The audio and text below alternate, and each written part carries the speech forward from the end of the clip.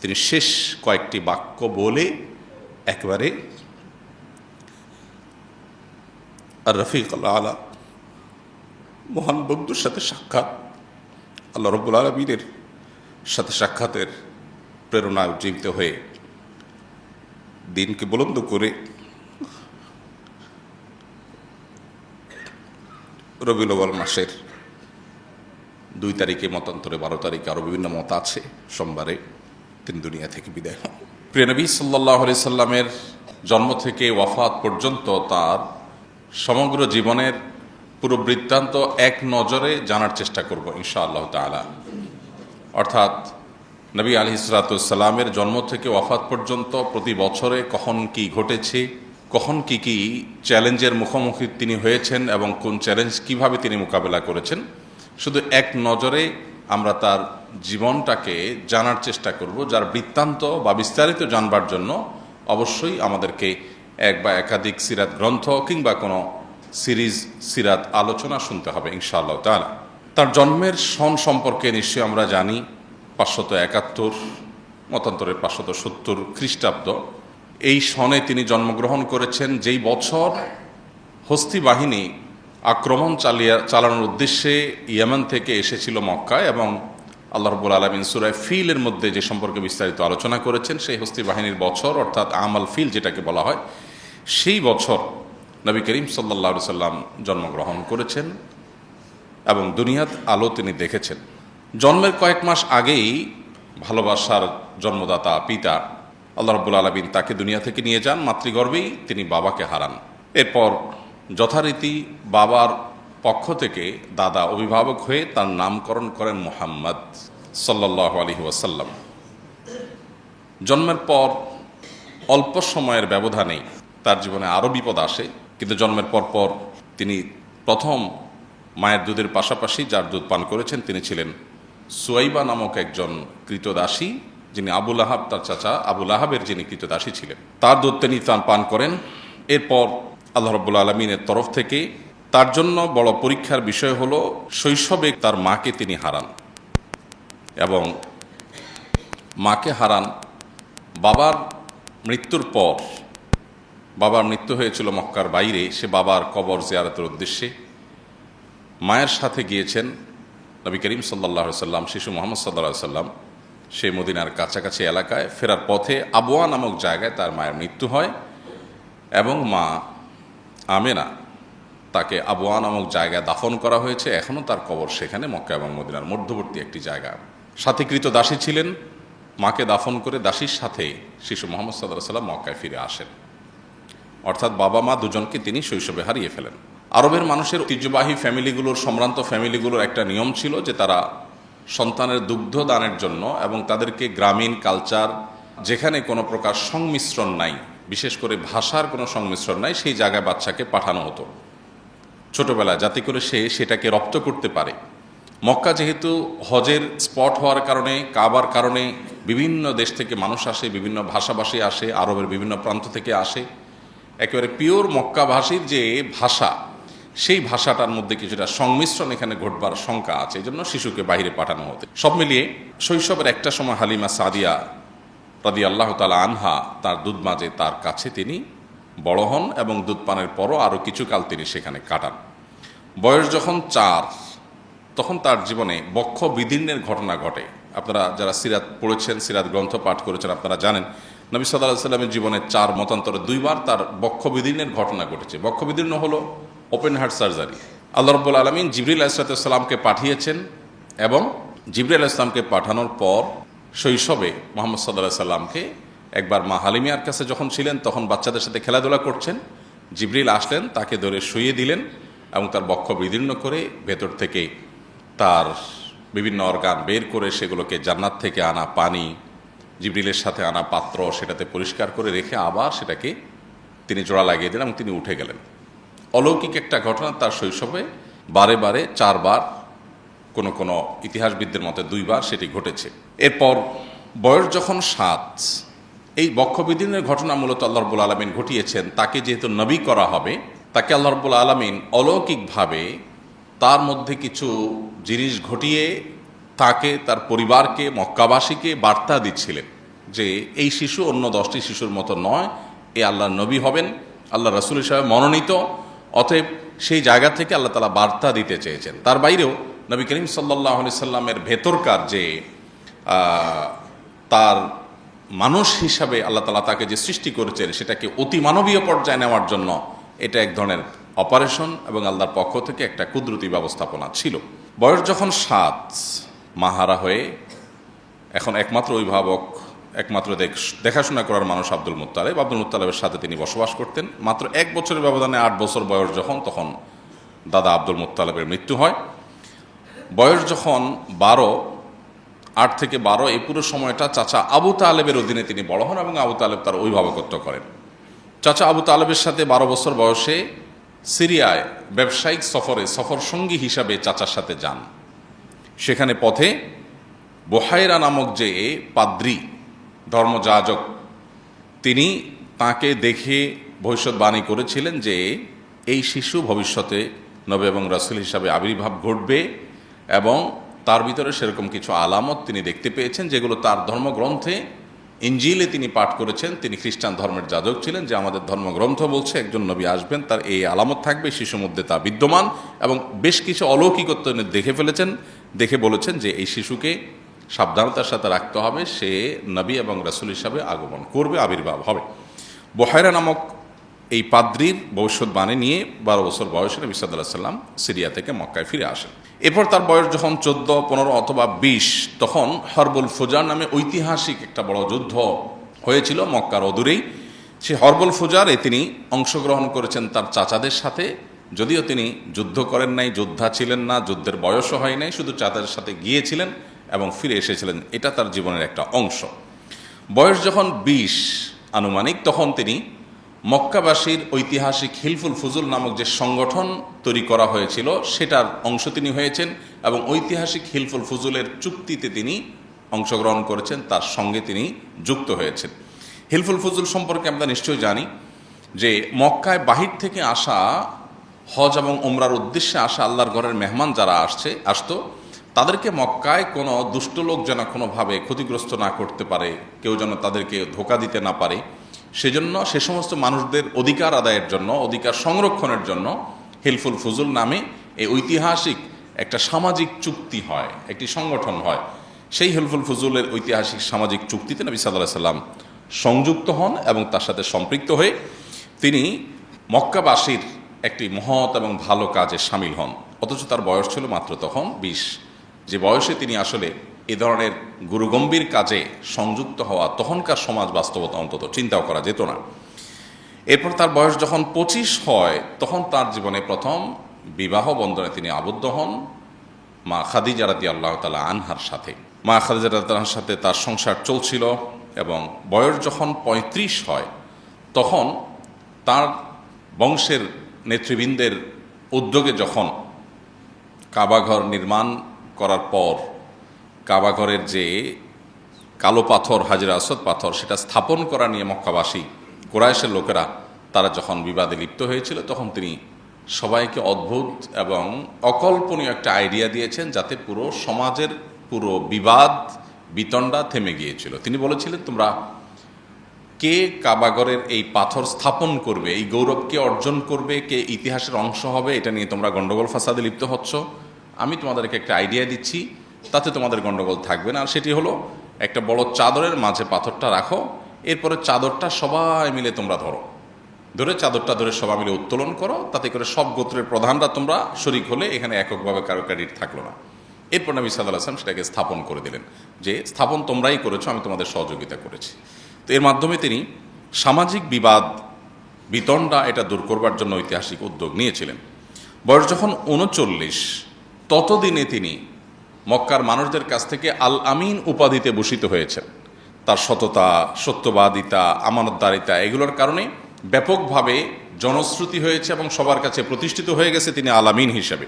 বয়স যখন 40, তখন তিনি নবুয়তের দায়িত্ব অফিসিয়ালি আল্লাহ তাআলার পক্ষ থেকে পাঠানো জিবরিলের কাছ থেকে বুঝে পান, এবং এরপর সূরা আলাকের 5টি আয়াত, ইকরা বিসমি রাব্বিকাল্লাযী খালাক, এখান থেকে নিয়ে 5টি আয়াত সর্বপ্রথম কোরআনের নাজিল হয়, এবং তার জীবনের নতুন যাত্রা শুরু হয়।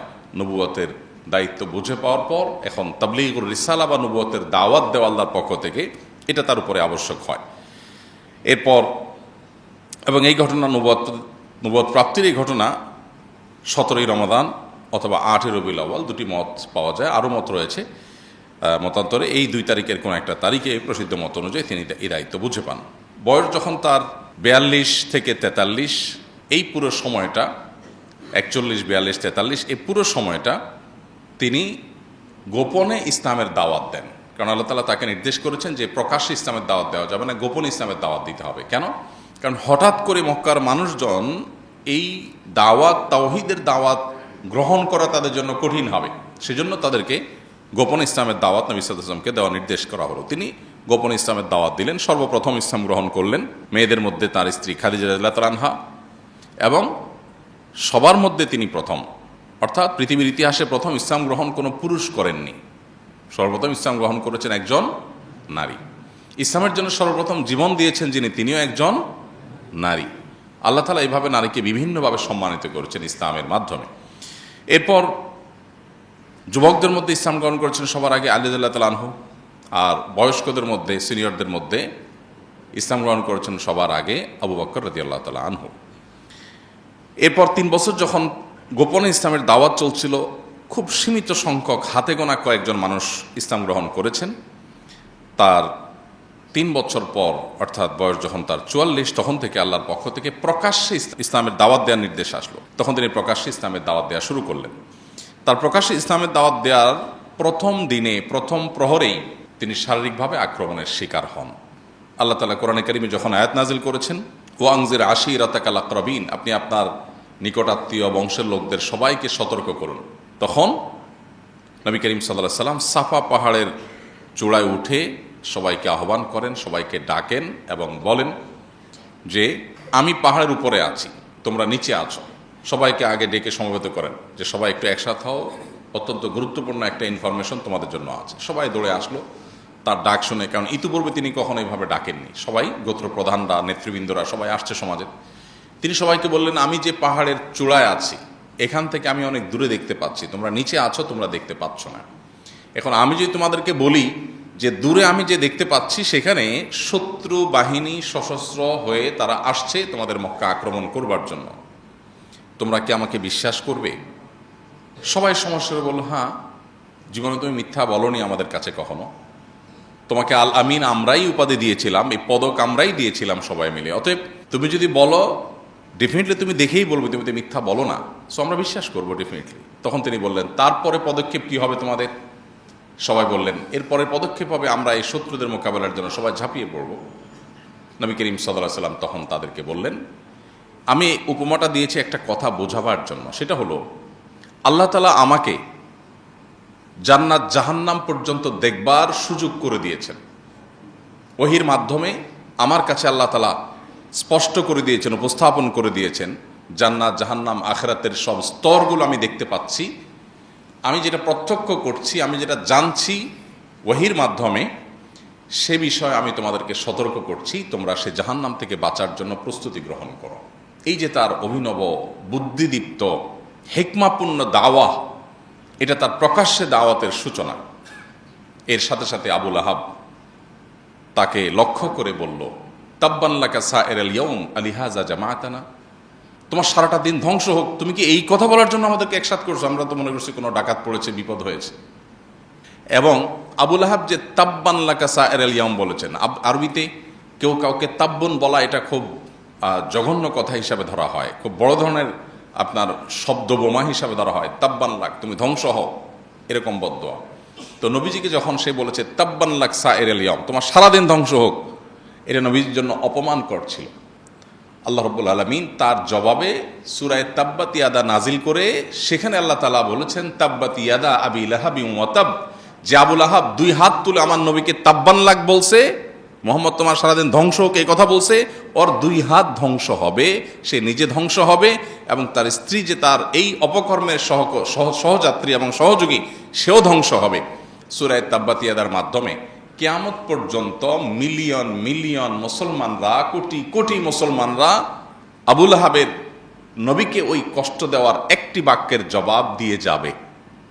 এটা হলো নবী সাল্লাল্লাহু আলাইহি ওয়াসাল্লামের মর্যাদা আল্লাহর কাছে, যে কোরআন অংশ আল্লাহ তাআলা আল্লাহকে গালি দেওয়ার বহু ঘটনা আছে, যে বহু মানুষ আল্লাহকে গালি দিয়েছে, কিন্তু তাদের প্রতিকারে বা তাদের শাস্তি স্বরূপ এরকম কোনো ব্যবস্থা আপনি কোরআনে পাবেন না। কিন্তু নবী সাল্লাল্লাহু আলাইহি ওয়াসাল্লামকে গালি দিয়েছে, এটা আল্লাহ তাআলা সহ্য করেন না।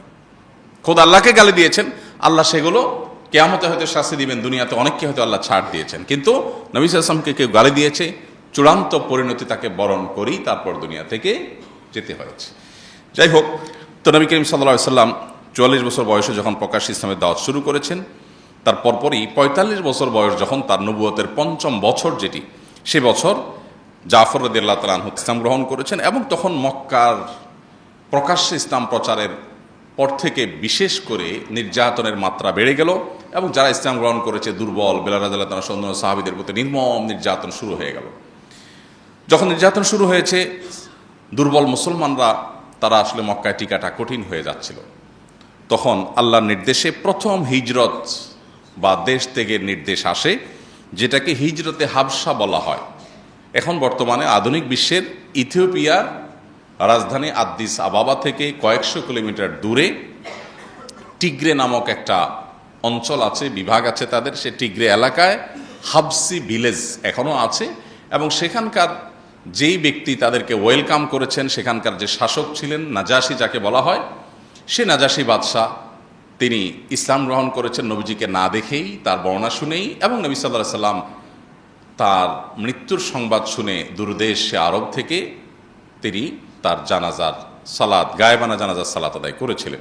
এই পুরো ঘটনা, অর্থাৎ হিজরতে হাবশার ঘটনা, এটি নবী সাল্লাল্লাহু আলাইহি ওয়াসাল্লামের নবুয়তের পঞ্চম বছর বা তার বয়স যখন ৪৫ সে বছর ঘটে।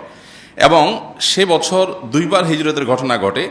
প্রথমবার হিজরতে কয়েকজন নারী পুরুষ, ১১ জন পুরুষ এবং ৫ জন নারী ছিলেন। আর দ্বিতীয় দফা হিজরতে ৮৬ জন পুরুষ এবং ১৬ জন নারী ছিলেন, এবং এদের নেতৃত্বে ছিলেন প্রথম দফাতেই জাফর রাদিয়াল্লাহু তাআলা আনহু। এবং একই বছর নির্যাতনের স্টিম রোলারে সুমাইয়া রাদিয়াল্লাহু তাআলা আনহা, একজন নারী, তিনি শাহাদাত বরণ করেন, এবং তাকে নির্মমভাবে, অত্যন্ত নৃশংসভাবে লজ্জাস্থানে বর্ষার আঘাত দিয়ে তাকে হত্যা করা হয়, তাকে খুন করা হয়, তিনি শাহাদাত বরণ করেন। ইসলামের ইতিহাসে প্রথম শহীদ যিনি জীবন দিয়েছেন তিনি সুমাইয়া রাদিয়াল্লাহু তাআলা আনহা।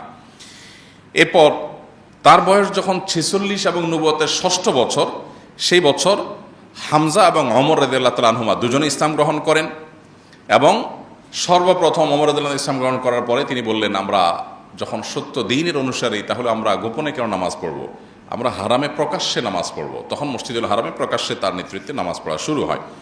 বয়স যখন তার ৪৭ এবং নবুয়তের সপ্তম বছর, তখন তার উপর এবং মুসলমানদের উপর নেমে আসে নির্যাতনের সবচেয়ে বড় স্টিম রোলার, যেটাকে অবরোধের সময় বলা হয়।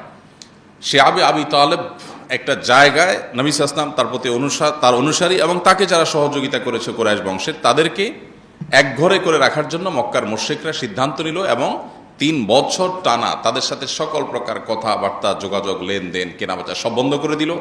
যেটা সেই যুগের, সেই পৃথিবীতে সেই অবরোধের মধ্যে কোনো মানুষের বেঁচে থাকাও সম্ভব না যদি সমাজের মানুষ অবরোধ করে।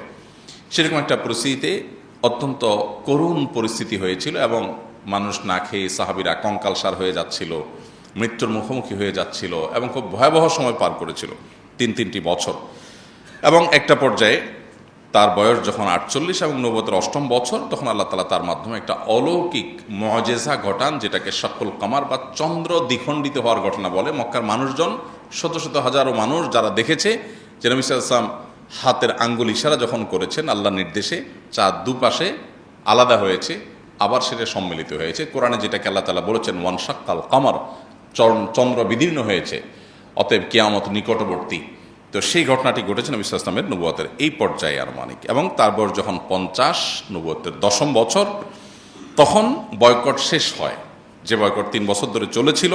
এবং একই বছর তার জীবনের সবচেয়ে বড় দুই সহযোগী, ভরসাস্থল, একজন বাহিরে থাকা আবু তালেব চাচা আর ভেতরে থাকা খাদিজা রাদিয়াল্লাহু আনহা, দুজনেই একই বছর মারা যান। তার জীবনের এই বছরটাকে বলা হয় আমাল হুজন বা বিপদের বছর, কারণ সবচাইতে আপন দুজন মানুষ একসাথে চলে যান। এবং এই যে আল্লাহ তাআলা তার নবীকে পরীক্ষা করেছেন, এটা আল্লাহ তাআলার হেকমাপূর্ণ সিদ্ধান্ত যে তার নবীকে তিনি স্ট্রং করবেন, মজবুত করবেন বড় কোনো কাজের জন্য, একের পর এক বাধা, পরীক্ষা, চ্যালেঞ্জ তাকে পার করে সামনে যেতে হয়েছে। এরপর একই বছরে তিনি সাউদা রাদিয়াল্লাহু তাআলা আনহা এবং আয়েশা রাদিয়াল্লাহু তাআলার সাথে তার আকদ সম্পন্ন হয়।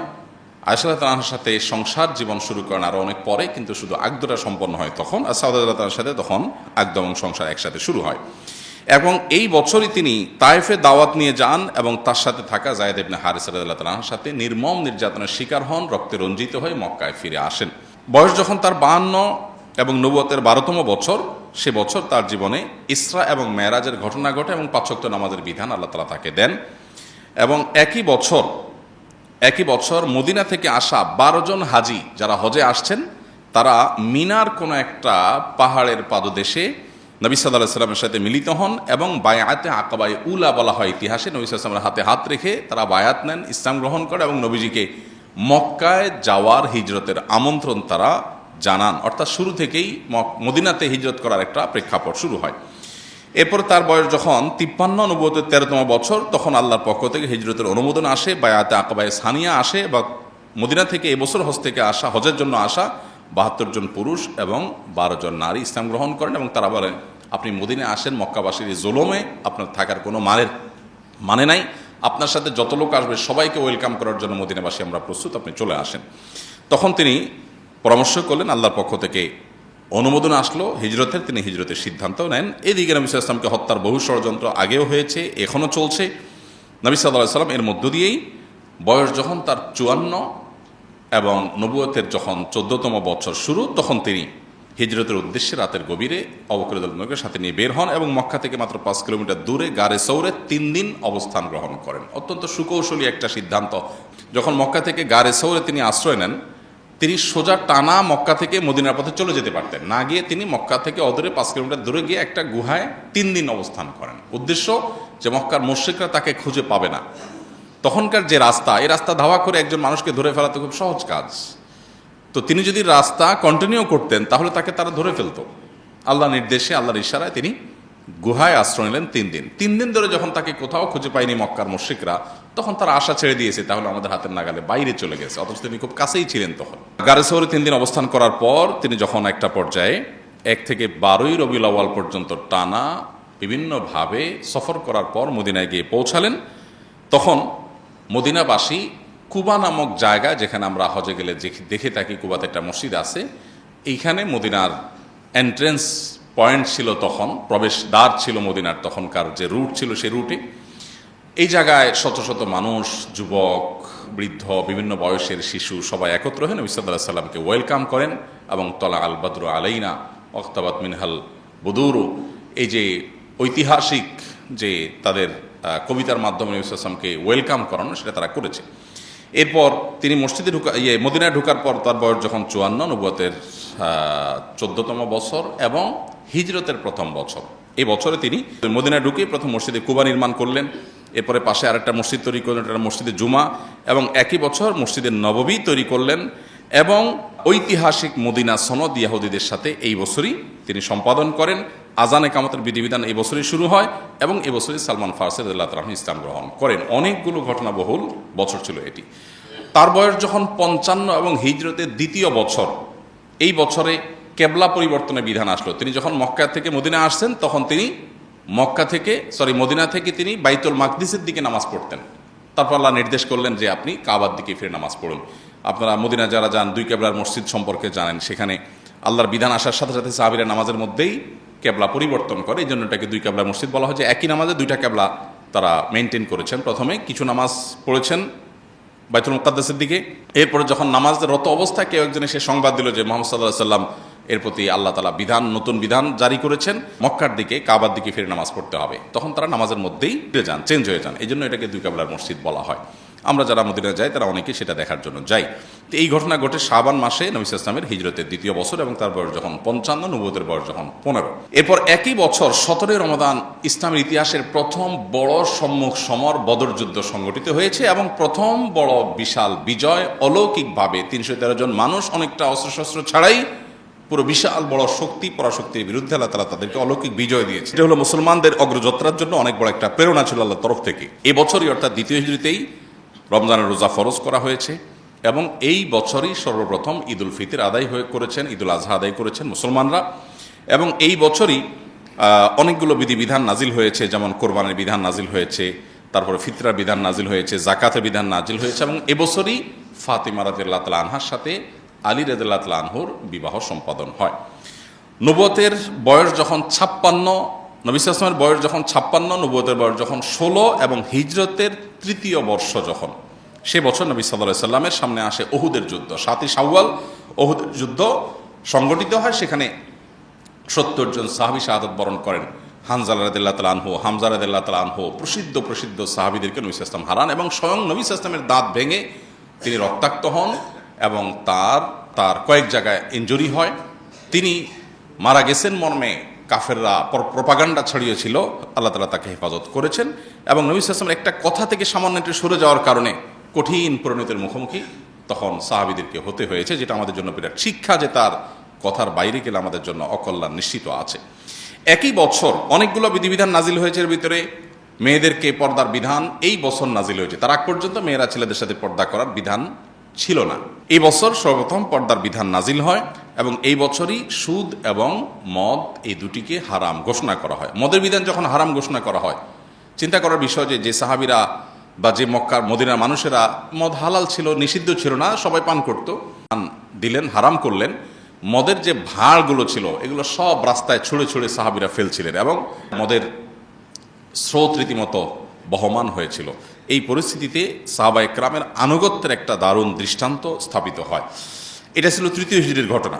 এরপরে 4র্থ হিজরিতে তার বয়স যখন 57, নবুয়তের বয়স যখন 17, সেই বছর বড় যে ঘটনা ঘটে সেটা হলো ইয়াহুদিরা যাদের সাথে মদিনা সনদের চুক্তি হয়েছে যে এই রাষ্ট্রকে আমরা সবাই মিলে সেভ করব, আমরা উভয় মিলেমিশে বসবাস করব, এই ভূমিতে তুমি তোমার ধর্ম পালন করবে, আমি আমার ধর্ম পালন করব, তখন তারা বিশ্বাসঘাতকতা করে এবং বনু নাজিরের বিশ্বাসঘাতকতার কারণে তাদেরকে মদিনা থেকে বের করে দেওয়া হয়, বিশ্বাস ভঙ্গের কারণে, চুক্তি ভঙ্গের কারণে। এবং একই বছরে গজওয়াত জাতুর রিকা যেটি, সেটাই সংগঠিত হয় এবং একই বছরে আরও অনেকগুলো ঘটনা ঘটে। এরপরে বয়স যখন তার 58 এবং নবুয়তের বয়স যখন 18 এবং হিজরতের বয়স যখন 5, 5ম হিজরিতে খন্দকের যুদ্ধ গঠিত হয়। খন্দকের যুদ্ধে 1000 সাহাবী প্রায় অংশগ্রহণ করেন এবং তারা সাকল্যে প্রায় 4.5 কিলোমিটার এলাকা মদিনার চারপাশে তারা পরীক্ষা খনন করেন এবং সেই পরীক্ষা 5 মিটার গভীর ছিল। এই পুরো পরীক্ষা তারা অনেকটা ক্ষুধার্ত অবস্থাতে খনন করে মক্কা থেকে আসা শত্রুপক্ষ যারা মদিনাকে শেষ করতে চেয়েছে, মুসলমানদের শেষ করতে চেয়েছে, তাদেরকে তারা প্রতিহত করেন এবং পুরো আইডিয়াটা দিয়েছিলেন পারস্য থেকে আসা সালমান ফারসি রাদিয়াল্লাহু তাআলা আনহু। এরপর এই বছরই নবী করিম সাল্লাল্লাহু আলাইহি ওয়াসাল্লামের জীবনে অনেকগুলো ঘটনা ঘটে, যেমন বনুল মুস্তালিকের ঘটনা ঘটে, যেখানে মা আয়েশা রাদিয়াল্লাহু তাআলা আনহার চরিত্র নিয়ে মুনাফিকরা কালিমা তোলে, দু একজন সরল মনা মুসলমানও সেখানে যোগ দিয়ে ফেলে। আল্লাহ তাআলা পরে আয়াত নাজিল করে তার চরিত্রের পুত্র পবিত্রতার কথা আমাদেরকে জানান দেন, ঐতিহাসিকভাবে যেটাকে ইফকের ঘটনা বলা হয়। এই বছরই তায়াম্মুমের বিধান নাজিল হয় এবং এই বছরই ইয়াহুদীদের আরেকটা গোত্র বনু কুরাইজা, তাদের গাদ্দারির কারণে, তাদের বিশ্বাসঘাতকতা এবং রাষ্ট্রদ্রোহের কারণে, ওই যে চুক্তি ছিল চুক্তি ভঙ্গ করে মুসলমানদের বিরুদ্ধে ষড়যন্ত্রে লিপ্ত হওয়ার কারণে তাদেরকে শাস্তি দেওয়া হয়, করুণ শাস্তি। এর পরের বছর হিজরির 6ষ্ঠ বছরে নবী সাল্লাল্লাহু আলাইহি ওয়াসাল্লামের বয়স যখন 59 এবং তার নবুয়তের বয়স যখন 19, সেই বছরের যে ঘটনাগুলো সেগুলোর মধ্যে থেকে ছিল ঐতিহাসিক হুদাইবিয়ার চুক্তি। নবী সাল্লাল্লাহু আলাইহি ওয়াসাল্লাম স্বপ্নে দেখেছেন তিনি ওমরা করছেন, 1400 সাহাবীকে সাথে নিয়ে রওনা দিলেন, অনেকটা অস্ত্রশস্ত্র ছাড়া ওমরার উদ্দেশ্যে ইহরাম পরে। কিন্তু হুদাইবিয়া নামক জায়গা যাওয়ার পরে মক্কার মুশরিকরা বাধা দিল যে আমরা ঢুকতে দিব না। তারা জানালেন আমরা তো যুদ্ধ করতে আসিনি, আমরা ওমরা করে আবার ব্যাক করব। তারা বলল না, আমরা ঢুকতে দিব না। নবী সাল্লাল্লাহু আলাইহি ওয়াসাল্লাম বাড়াবাড়ি না করে তাদের সাথে ঐতিহাসিক চুক্তি করলেন, যেটার নাম হুদাইবিয়া চুক্তি। যে চুক্তি বাহ্যিকভাবে মনে হয় সব মুসলমানদের বিরুদ্ধে, কিন্তু এই চুক্তি মুসলমানদেরকে মূলত অগ্রগতির দিকে নিয়ে গিয়েছিল। এই ঐতিহাসিক হুদাইবিয়া চুক্তি 10 বছরের জন্য সংগঠিত হয়েছিল এবং এটি হয়েছিল 1 জিলকয়দা 6 হিজরিতে। এবং এই বছরের পর থেকে নবী সাল্লাল্লাহু আলাইহি ওয়াসাল্লাম বিভিন্ন রাজা বাদশাদের কাছে, যেমন হেরাক্লিয়াস, খসরু, তারপরে মুকাওকিস, বড় বড় যে সমস্ত শাসকরা পৃথিবীর, তাদের কাছে চিঠি লিখে ইসলামের দাওয়াত তাদেরকে দিয়েছেন। তাদের কেউ গ্রহণ করেছে আর কেউ হঠকারিতা করেছে। যারা হঠকারিতা করেছে তাদেরকে নির্মম পরিণতির মুখোমুখি আল্লাহ করেছেন। তার বয়স যখন 60, নবুয়তের বয়স যখন 7, তখন তিনি ঐতিহাসিক খায়বার বিজয় করেছেন, ইয়াহুদীদের বিশাল বড় দুর্গের এলাকা। এবং একই বছর, আগের বছরের ওমরা হুদাইবিয়া চুক্তি অনুযায়ী পরবর্তী সাহাবীদেরকে নিয়ে কাজা করেছেন, ওমরাতুল কাজা। এবছরে সাফিয়া মাইমুনা রাদিয়াল্লাহু তাআলার সাথে বিয়ে হয়েছে। তার বয়স যখন 61, নবুয়তের বয়স যখন 21 এবং হিজরত যখন হিজরি সন যখন অষ্টম হিজরিতে, তখন তিনি ঐতিহাসিক মক্কা বিজয়ের সুযোগ এবং নিয়ামত লাভ করেন। রমজান মাসে অনেকটা রক্তপাতহীনভাবে সারা জীবন যারা কষ্ট দিয়েছে তাদেরকে সাধারণ ক্ষমা করে তিনি মক্কা বিজয় করেন। এবং একই বছর হুনাইনের যুদ্ধে সাহাবীদের সংখ্যা অনেক বেশি ছিল, কিছুটা আত্মপ্রসাদ চলে এসেছে।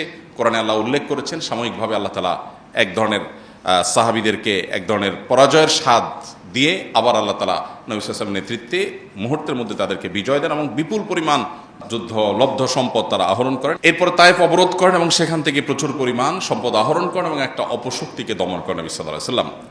হিজরির নবম বর্ষে তার বয়স যখন ৬২, মৃত্যুর মাত্র এক বছর আগে, তখন ঐতিহাসিক তাবুক যুদ্ধ এটা তিনি নেতৃত্ব দেন এবং রোমানদের বিরুদ্ধে মূলত এটি বিশাল বড় বাহিনী হয়েছে, কিন্তু এখানে কোনো সংঘাত হয়নি। সংঘাতের আগেই, সংঘাত ছাড়াই মুসলমানদেরকে আল্লাহ বিজয় দিয়ে দিয়েছেন এবং তাদের মনে ভয় ঢুকে দিয়েছেন। তারা ভয়ে সব পালিয়ে ছত্রভঙ্গ হয়ে চলে গেছে। মুসলমানরা কোনো রক্তপাত ছাড়াই বিজয় লাভ করে ফিরে এসেছেন।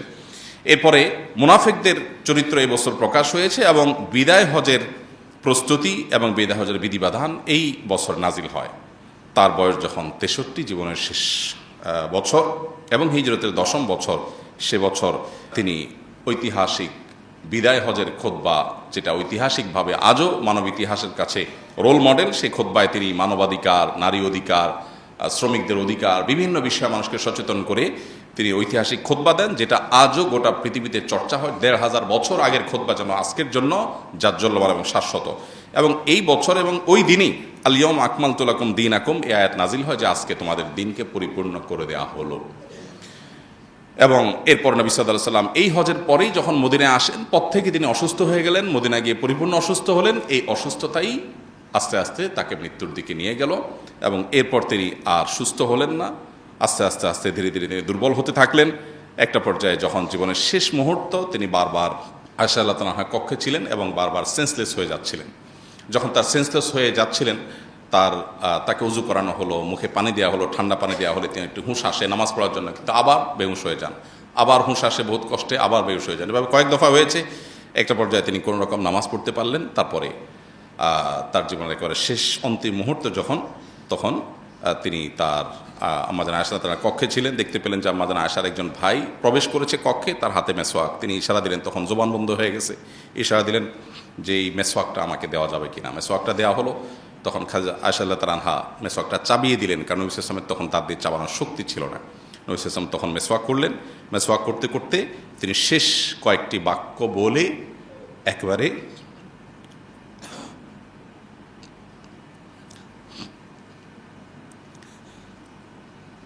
আর রফিক আলা, মহান বন্ধুর সাথে সাক্ষাৎ, আল্লাহ রাব্বুল আলামিনের সাথে সাক্ষাতের প্রেরণা উজ্জীবিত হয়ে দিনকে বুলন্দ করে রবিউল আউয়াল মাসের 2 তারিখে, মতান্তরে 12 তারিখে, আরও বিভিন্ন মত আছে, সোমবারে তিনি দুনিয়া থেকে বিদায় হন সাল্লাল্লাহু আলাইহি ওয়াসাল্লাম। আল্লাহ তাআলা আমাদেরকে তার জীবন বৃত্তান্ত থেকে শিক্ষা গ্রহণ করার তৌফিক দান করুন। আমাদেরকে তার